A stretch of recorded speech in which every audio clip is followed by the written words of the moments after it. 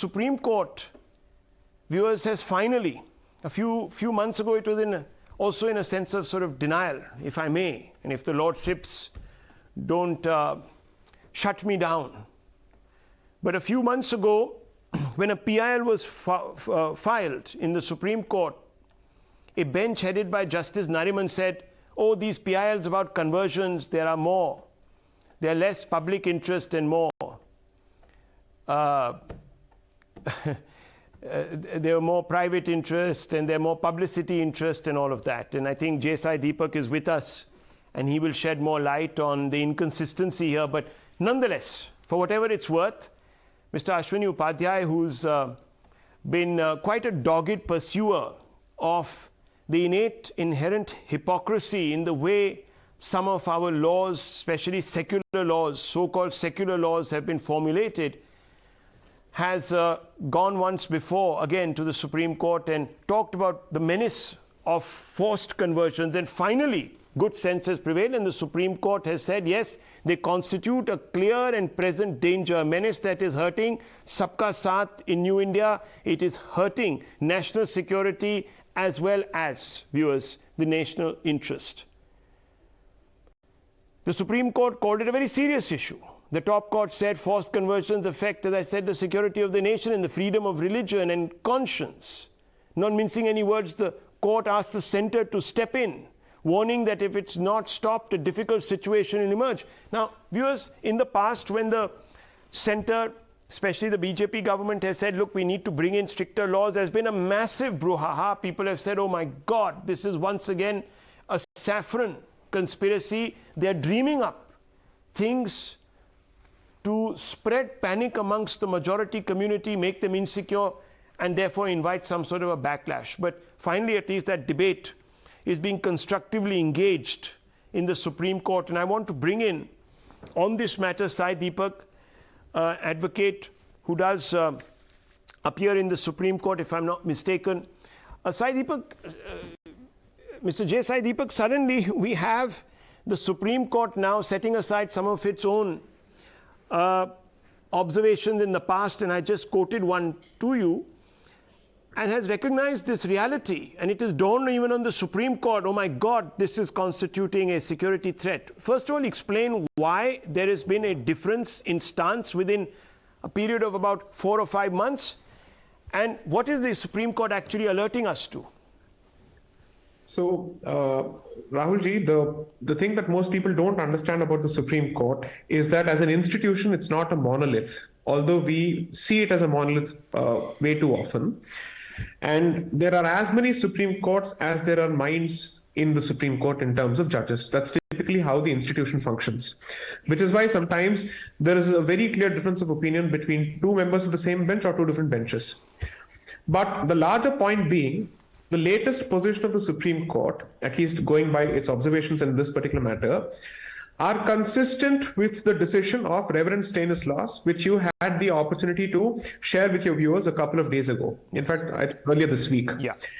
And in that, when the question of right to convert as a fundamental right was being discussed, the one thing that they categorically say is that untrammeled conversions, especially mischievous conversions, have a direct bearing on law and order, and that there is a serious harm that is caused in terms of public safety. That's a question that therefore the Supreme Court has already put to bed and that has a certain sense of finality.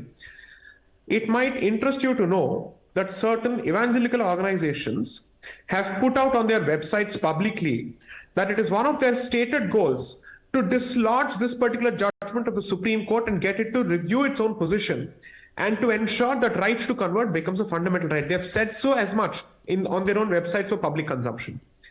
Now, the one thing that I have to draw your attention to is Dr. Anand Ranganathan's statement on the last debate on this issue, which I have to agree with for a significant reason.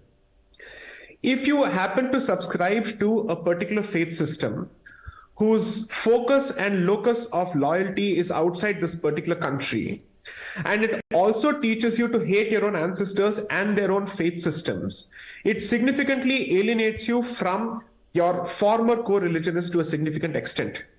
And therefore, it becomes a part of your nature and your psyche to hate your past and your collective past. That's been the unfortunate reality, and that's the unfortunate reality of all those people who were converted at the peril of the sword in this particular country during the medieval period, and that's exactly the population that you're currently dealing with in different parts of the country. But most importantly, allow me to say this, you know for a fact, and I'm sure people from the security services will vouch for this, that the border alongside, let's say, Bangladesh is heavily going through massive illegal immigration as well as conversions, which has effectively translated to an alteration of the demographic balance in that particular place, which is never good for a country like India, given its neighborhood and given its history. So whenever we discuss these issues, independent of the historical track record of this particular country and what it has been subjected to, it's always easy to say, oh, this is minority victimization, oh, this is abandonment of secularism, so on and so forth. But when you take the larger picture into account, this is a reality. So therefore, that is one aspect. But the other aspect is, in the south, especially in places like Kanyakumari and Tuticorin districts, forget unveiling the statues of Hindu deities. You can't even unveil Bharat Mata statues anymore in some of these places, because apparently that is Satan worship. And here the heavy hand of the evangelicals is very, very clear in some of these districts, especially in the south of Tamil Nadu. So it's not something that is limited to one particular mindset. Unfortunately, Bharat happens to be the battleground of let's say, of contestation between two expansionist mindsets which wish to expand their territories and demographic base at the expense of the native faith system. That is the unfortunate, politically incorrect position. Well, let me bring in Mr. Chaudhary of the Congress party. Yet the Congress, sir, even the Supreme Court flags this, but whenever there has been talk of bringing stricter measures like the anti-conversion bill in Karnataka, you have said it's been brought to humiliate minorities. The anti-conversion bill is a political strategy of BJP, RSS. Now the Supreme Court says to the centre, do something. Mr. Chaudhary, will you object even now? Is the Supreme Court also blinded by RSS, BJP political strategy? No, Rahul, you know, the point of debate today happens to be from the Supreme Court's observation. And as a congressman and as a person from the Muslim community, I personally feel that it's a very welcome decision that the Supreme Court at least has come into the picture from... Why wasn't it welcome on September 16, 2021 when the Congress party's MLA, Mr. N.A. Hassan, railed against the anti-conversion bill there, which had stricter measures, sir? Rahul, you gave me just 10 seconds and Sai Deepak 3 minutes. So that's not fair. Please give me that much little bit of courtesy to let me finish my point out here. If you have invited me to the debate, please let me put across my point of view, then you can counter, sir. Point here is that, you know, the religious conversion in the country is itself a problem, right? Not from today, even Jawaharlal Nehru also acknowledged it. The point out here is that when the Supreme Court has begun to look into the anti-conversion problem in the country, it is going to frame some rules, regulations, some model law is going to be set up. I am very much confident about that. So all those BJP ruled states where there's partition anti-conversion laws are being set up, at least they will fall in line and the law will be equal for all the countries. Do you know who makes laws in this country? It's the business of parliament. Oh my God. Civics की भी आपने sir कर दिया. Of course. Civics जो civics हम सीखते हैं बच्चों. Some guidelines. Sir, Mr. Chaudhary, no one is going to set down guidelines. Now, sir, the point is that. Now, okay, I've heard you. Now, please, you see, when you tell one lie, you have to tell 100 to cover up. Last point, Rahul. Okay, now, sir. Another facile point. Boliye, sir. No, just one point. The point basically out here, you criticize conversion from Hinduism to other religions, but you do not criticize those Ghar Wapsi programs that are being held. This is also hypocritical. So I believe the next law that is going to come here, a model law, the parliament will be setting up and all the states will get it. So the point is, must end now. Okay, look, I'm running out of time. 30 seconds, Dr. Ranganathan. Not 3 minutes 30. He takes great objection to that. 30 seconds. No, please give me a minute because that's the time I would require to convert Mr. Kamru from illogic to logic. No, Rahul, there is bad news and there is bad news. Which one do you want first? I don't mind. It's not a choice.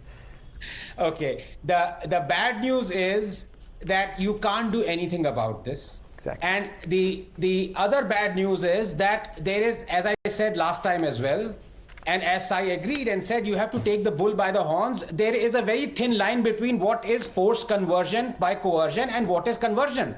The problem is, I am not against conversion. Exactly. But who decides what is forced and what is not? And we can never be able to decide, because you look at those videos where, and there is the fundamental contradiction between one of the Constitution's articles, which is we must have a scientific temperament, and another article that says a man must be free to practice and preach his religion. There is a contradiction. Yeah. So if you do not admit that what is being preached is miracle cures and millions are buying into it, is that not forced conversion, or is that what inducement? You say that happened in the religion itself because Jesus walked on water? Absolutely, it's an inducement. You see, viewers, look, let me tell you, it doesn't help when certain political parties become obstacles to any form of reform just because they have vote bank pressure.